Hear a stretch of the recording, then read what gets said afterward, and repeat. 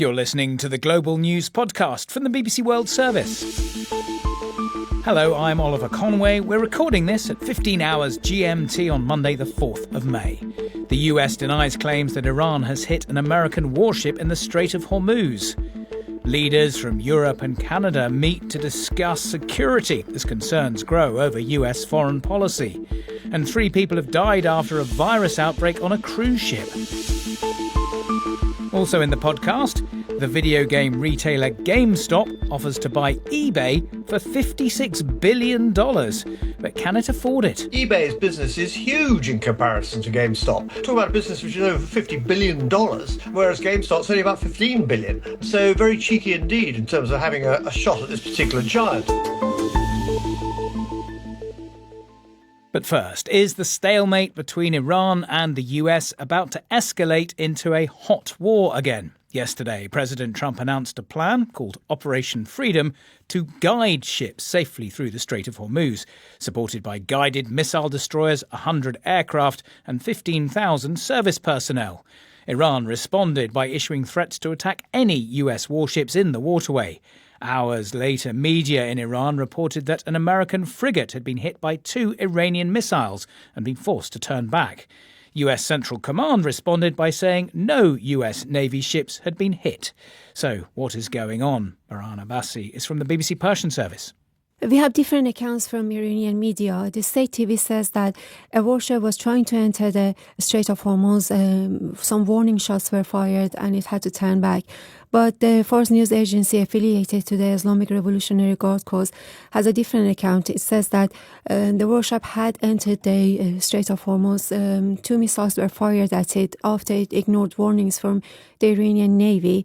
The missiles hit the warship and it had to turn back. So we have different accounts, but the US Central Command has denied this report, saying that its warship had not been struck. What we can say is that the reports of this confrontation comes after Iran's explicit warnings that if the US forces enter the Strait of Hormuz, they will be struck. And also if commercial ships want to have a safe passage through the Strait of Hormuz, they have to ask permission from the Islamic Revolutionary Guard Corps and have to go through a designated route that the Iranian forces have announced just today. They have changed the route that tankers and commercial ships are allowed to go through. So they are maintaining that they have full control of the Strait of Hormuz and they will not allow any ships to pass through without their permission. Yeah, the US military didn't deny the claims that the warship had been forced to turn back, but it comes against the backdrop of Operation Freedom, President Trump's effort to try to unblock the Strait of Hormuz, possibly by sending extra ships into the area. How perilous a moment is this? It's potentially one of the most dangerous moments between the two countries since the ceasefire on the 8th of April. Both sides are adamant that they have control of the Strait of Hormuz. The US has blockaded Iran's ports, that is putting a lot of pressure on Iran economically. And Iran is choking off the oil and gas flows through the strait. And Iran has adopted a harsh rhetoric over the past few days, saying that the United States has to accept a bad deal or an impossible war. It certainly believes that it is holding the cards by holding the world's economy hostage. And we are already seeing that projectiles have been fired at the UAE. And now with this new operation by the United States, there's a risk of miscalculation that any escort of tankers through the strait might be considered a hostile move by the Iranian Navy, and we could see a further escalation and maybe a resumption of full-scale war. Baran Abbasi from the BBC Persian Service. And after we spoke, the US military announced that its warships had helped 2 US-flagged vessels transit the Strait of Hormuz, breaking the Iranian blockade, it said. But there are doubts about how much difference the US operation will make. Here's maritime security expert Martin Kelly. I think the terminology here is really quite important. The term guide does not reference any sort of military or naval escort through the Strait of Hormuz. I've said since the beginning of the conflict that this is far too dangerous. It's inherently different from any sort of escorting that we've seen in the past. What it probably does refer to is a sort of coordination cell where shipping companies and insurance companies could coordinate with the US military to try to request approval diplomatically to pass via the Strait of Hormuz. I think that the US announced this on social media, and we should be really sceptical about any foreign policy that is announced first on social media. There's already been several examples where Trump has made announcements on Truth Social that don't accurately reflect any sort of bilateral agreement and are more importantly dangerous. We saw quite serious examples of this when Trump posted a couple of weeks ago that the Strait of Hormuz was open for business. Then some ships did move towards the Strait of Hormuz and was ultimately attacked by Iran. So I don't think that this is enough to persuade shipping companies and insurance companies that the Strait of Hormuz is freely open. Maritime security expert Martin Kelly. Set up after the Russian invasion of Ukraine, the European political community has been holding a summit in the former Soviet Republic of Armenia. More than 30 leaders are there, including President Volodymyr Zelensky of Ukraine, and the first non-European to attend, Mark Carney, Prime Minister of Canada. Now, we have to actively take on the world as it is, not as we wish it to be. We know nostalgia is not a strategy, but we don't think that we're destined to submit to a more transactional, insular, and brutal world. And gatherings such as these point to a better way forward. President Zelensky said Ukraine was ready to help bolster European defence resources and that Europe needed to be involved in any negotiations with Russia. We need to focus on what we will do if Russia does not end this war. We need continued pressure and we need peace. And of course, it's number one. We need to find a workable diplomatic format. At the same time, Russian state TV warned Armenia against developing closer ties with the West, saying it would lose out economically if its relations with Russia were weakened. If politicians get ahead of economic realities, Ukraine shows how it can end, said the commentary in Rossiya 24. I got the latest from our South Caucasus correspondent Reyhan Dmitry, who was at the summit in the Armenian capital Yerevan. A short while ago, there was a kind of panel discussion with Emmanuel Macron and Keir Starmer and Italy's Prime Minister.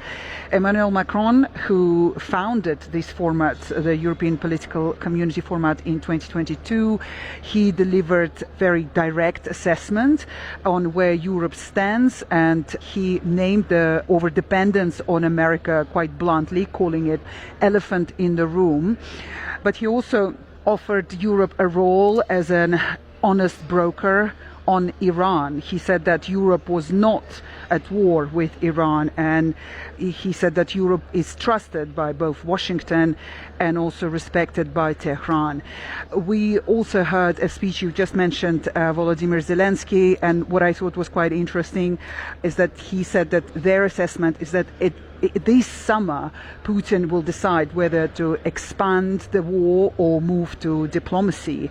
And he said that Russia must be pushed to diplomacy. And quite interestingly, he mentioned the May 9 parade in Moscow, which is where Russia usually showcases all its military equipment. And it's been announced that this year there won't be a show of military equipment. And Zelensky's assessment was that it's because they don't have much to show, and there's a threat of drone attacks in Moscow. Also, earlier there were quite interesting remarks from Mark Carney. I quite like him describing Canada as the most European, non-European guest, and he framed Canada's presence around shared values. He talked about democracy, rule of law and freedom, and pointed to the commitments that Canada has. He said it was one of the largest contributors in Ukraine. I just wanted to ask you about Armenia-Russia relations. Of course, where you are used to be a key part of the Soviet sphere of influence. Absolutely. Armenia is still Russia's ally in the South Caucasus. It hosts a military base, and up until recently it was a member of Russia's military alliance. That membership is currently frozen. Many reasons for that, but mainly because Russia's military alliance did not intervene when there were incursions by its neighbor Azerbaijan. Reyhan Dmitry in the Armenian capital Yerevan. 3 people have died on board a cruise ship that was crossing the Atlantic following an outbreak of a respiratory illness believed to be hantavirus.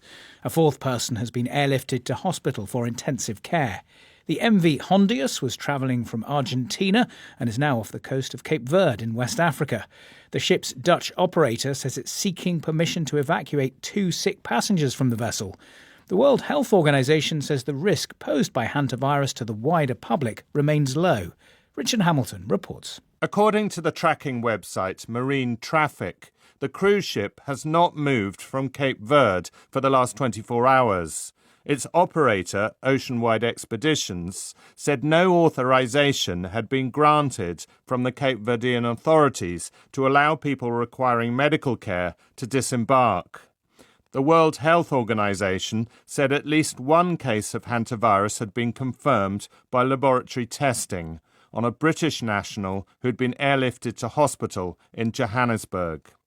So what exactly is hantavirus? Susie Wiles is a microbiologist at the University of Auckland. It's actually a group of related viruses that normally live in rodents, lots of different kind of rodents in different parts of the world. And they don't cause any disease in those rodents. They just make those rodents basically shed lots of virus for their entire lives.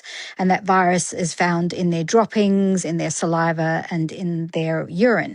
People get infected by either breathing in kind of dust and dander that's got that urine and the virus from those things in it, or from being bitten by a rodent, possibly even by eating food that's been peed on by an infected rodent. There's been some very rare cases of human-to-human transmission. So normally somebody would pick it up from the environment. Other medical experts say that the Andes strain of hantavirus, the most common form in South America, where the cruise began, is not easily spread from person to person, but can be occasionally. Hantavirus is reported to be fatal in around 40% of cases. There are 2 illnesses, one that leads to a build-up of fluid in the lungs and another that affects the kidneys. In this case, the symptoms are more severe and include internal bleeding. The incubation period for the virus takes up to 8 weeks, so a passenger may have been unknowingly infected before the cruise began. There's no vaccine or specific treatment for hantavirus, and patients normally require specialist hospital equipment, such as ventilators, which are not available on board cruise ships. Richard Hamilton. During the pandemic, shares in the video retail chain GameStop surged when an online campaign turned it into a meme stock. The firm is now worth nearly $12 billion, but it's recently had to close hundreds of stores across the US and Europe. So there is some surprise that it's now launched a $56 billion bid to take over a much bigger firm, eBay. GameStop chief executive Ryan Cohen told the Wall Street Journal he saw potential to make the online marketplace a much bigger rival to Amazon. eBay has not yet commented. Our business reporter Nick Marsh told me more. GameStop is having to close its physical stores. Obviously, we know the way that shopping trends and commerce trends are going. If you're a video game store, you're not going to get anywhere as near as much custom as you might have done 10, 15, 20 years ago. In fact, GameStop was really struggling until that meme stock, that surge on the internet happened during the pandemic. So the idea would be take over a really, well-known e-commerce platform and move more smoothly into the digital space. That way, Ryan Cohen, the chief executive, he's talked about using the stores that GameStop does have still for live streaming, live e-commerce, that sort of thing. And he's convinced that there are massive cuts to be made in eBay as well, to make it more profitable. Apparently it spends $1.2 billion on marketing, which, if that's true, is an absolutely huge amount. So he wants to slash the budget there. So he, in his head, it all adds up to a really, really good idea. You buy eBay, you make it into a massive $100 billion company, and you do something very, very good for GameStop's share price as well, which wouldn't hurt his pay packet because that's the way his compensation is structured as well. That's what he is laying down in theory. Might be something different in practice. Yeah, I mean, how can a $12 billion company do a $56 billion takeover. Yeah, I mean, the numbers don't seem to quite add up. Ryan Cohen's talked about $20 billion in loans secured, $9 billion that GameStop has in cash assets, but that still leaves a pretty big gap. Going to need to get some pretty big investment from elsewhere. Not just that, though. eBay hasn't commented, like you say. There's no indication at all that eBay's board is happy with this offer, so it's going to have to be a hostile takeover. Essentially, GameStop's going to have to say to eBay's shareholders, look, we're giving you a really good deal here. We're going to give you 20% more than your shares are worth. We want you to essentially overpower, to outvote the board and create some kind of hostile takeover. So there are a few hurdles here financially, but also from a governance point of view. If it does happen, it would be a pretty curious and pretty remarkable takeover, but like I say, quite far away. Nick Marsh. And still to come on this podcast. They really worked long and hard on orchestrating how the two teams will move around for meals and training in the hotel so that there would be absolutely no chance of them bumping into each other. The logistics of getting North and South Korean footballers together.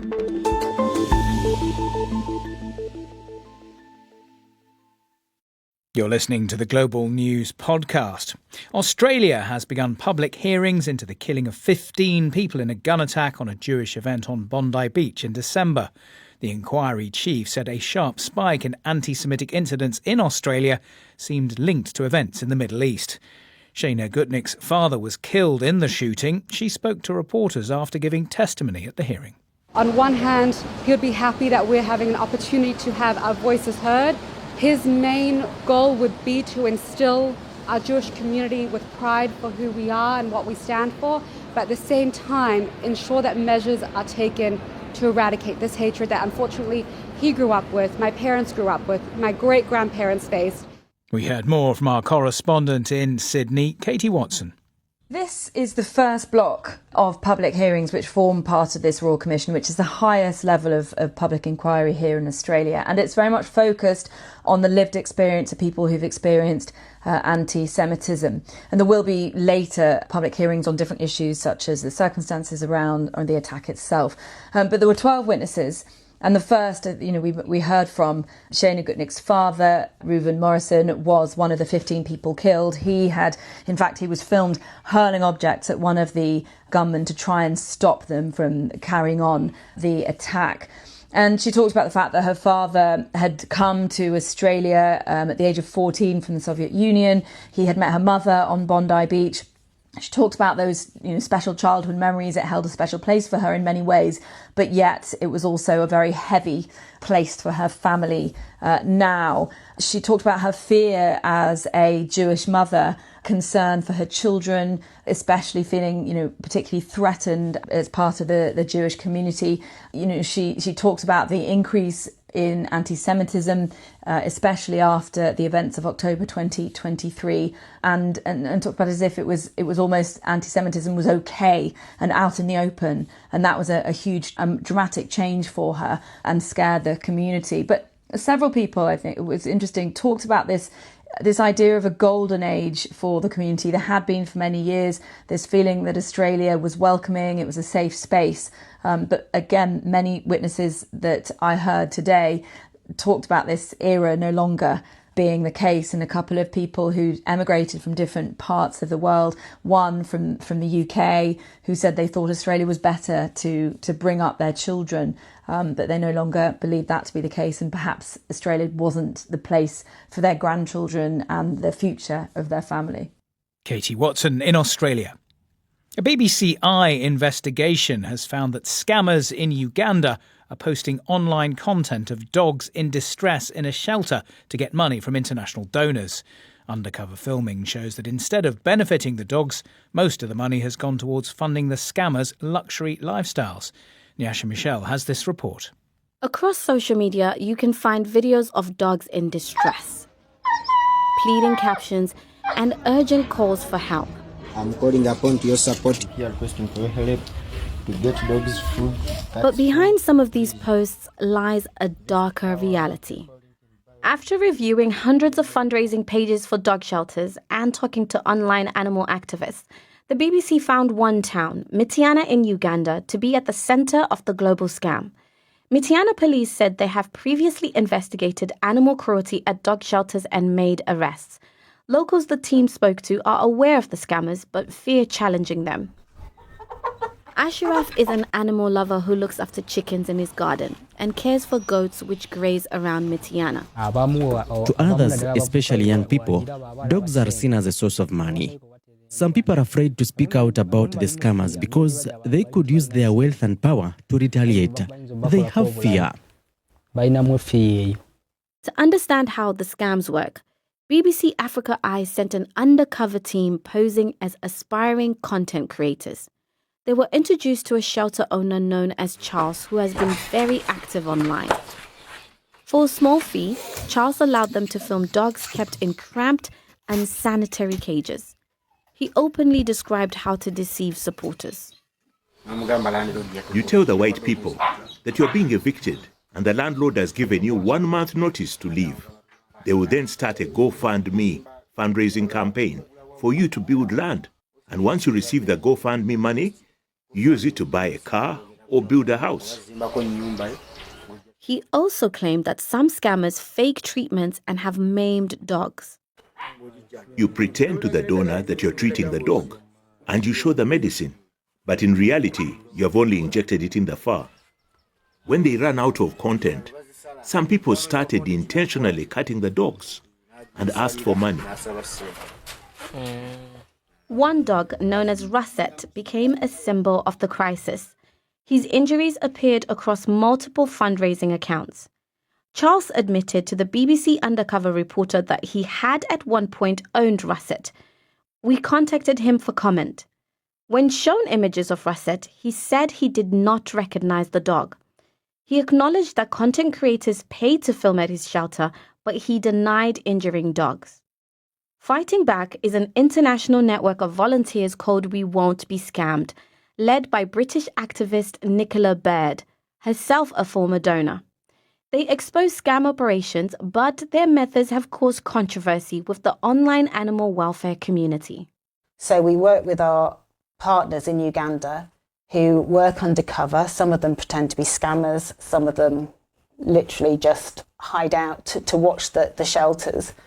And when the scammers are away, we will then just take the dogs.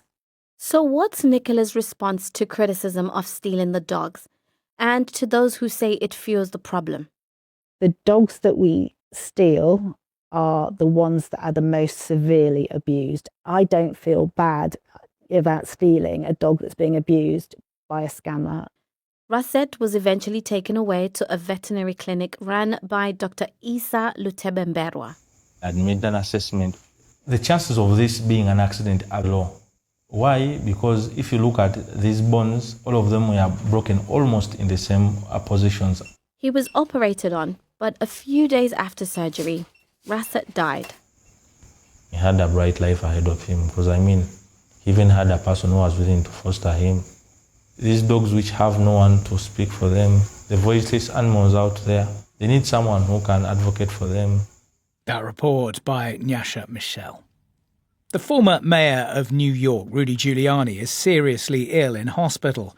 A spokesman said the 81-year-old is in a stable but critical condition. Mr. Giuliani became known as America's mayor after leading New York City through the aftermath of the 9/11 attack in 2001. He later became a vociferous supporter of Donald Trump, but his career ended in disgrace after he lost a $148 million defamation case over the false claims that the 2020 election was rigged. President Trump wrote on social media that Rudy Giuliani was a true warrior. Our White House correspondent Bernd de Boezman told us more. He really was the ultimate Trump loyalist and really stuck with him through all Trump's legal issues and really backed him with Trump's claims of voter fraud in the 2020 election. But even beyond that, this is a man with whom President Trump has had a long, long relationship, long before President Trump got into U.S. politics. President Trump, of course, began his career as a real estate developer in New York City and has known Rudy Giuliani for a very, very long time, since the 1980s. And I think his statement, which came just moments after arriving back in Washington, D.C., just shows the depth of that relationship, and that President Trump really did value his loyalty through all the various legal issues, which really was very troublesome for Rudy Giuliani. He was disbarred in New York and Washington. He faced state charges, although he denied all wrongdoing. He really did stick with President Trump through President Trump's kind of darkest hours between his administrations.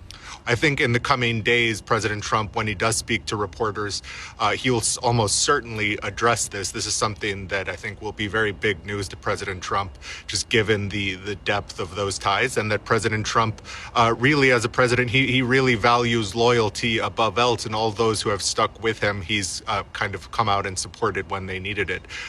So I think it's very likely we'll hear from President Trump in the next day or two, if not tonight, about Mayor Giuliani. Bernd Busman in Washington. North and South Korea rarely engage in any kind of cultural or sporting exchange. The two countries are still technically at war, since they didn't sign a peace treaty when their conflict ended in 1953. But later this month, a team of North Korean women footballers is due to cross the border to play their neighbours in the semi-final of the Asian Football Confederation Champions League. It's the first time athletes from the North have travelled to South Korea since 2018. So what will this visit look like for the two Koreas? Nemo Kim is a journalist in the South Korean capital, Seoul. It is fairly rare to have teams from both sides playing each other. In fact, it'll be the first visit by a North Korean sports delegation to South Korea in over 7 years. The last time we had a sports delegation from the North, we had table tennis players competing at an event back in December of 2018. I think it was in Incheon. And it's also the first visit by a North Korean women's football team since the 2014 Asian Games, also held in Incheon. They will be staying at the same hotel, but dining arrangements and travel routes, going back and forth between the gym and their rooms, they are expected to be totally separate, making encounters between the two teams almost impossible outside official match settings. And I've been told by South Korean Football Association officials that they really worked long and hard on orchestrating how the two teams will move around for meals and training in the hotel so that there would be absolutely no chance of them bumping into each other or even, taking glances at each other. Journalist Nemo Kim. And that is all from us for now, but the Global News Podcast will be back very soon. This edition was mixed by Chris Murphy and produced by Siobhan Leahy and Chantal Hartle. Our editors, Karen Martin. I'm Oliver Conway. Until next time, goodbye.